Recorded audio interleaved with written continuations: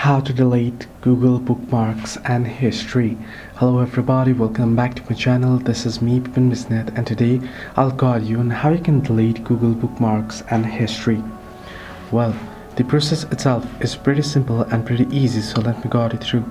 In order to delete Google bookmarks and history, simply go ahead and open up your Google Chrome first.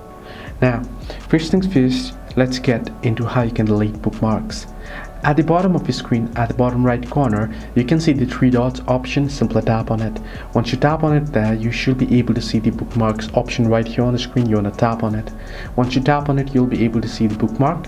At the bottom right corner again, you can see edit option. Tap on it, and once you tap on edit, you'll be able to choose it.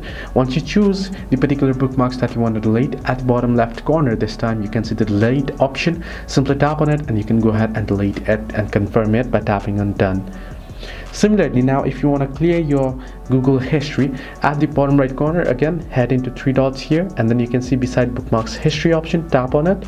Once you tap on it here, you'll be seeing your history. If you want to delete particular histories, then you can tap on edit and then select the histories that you would like to delete and delete it.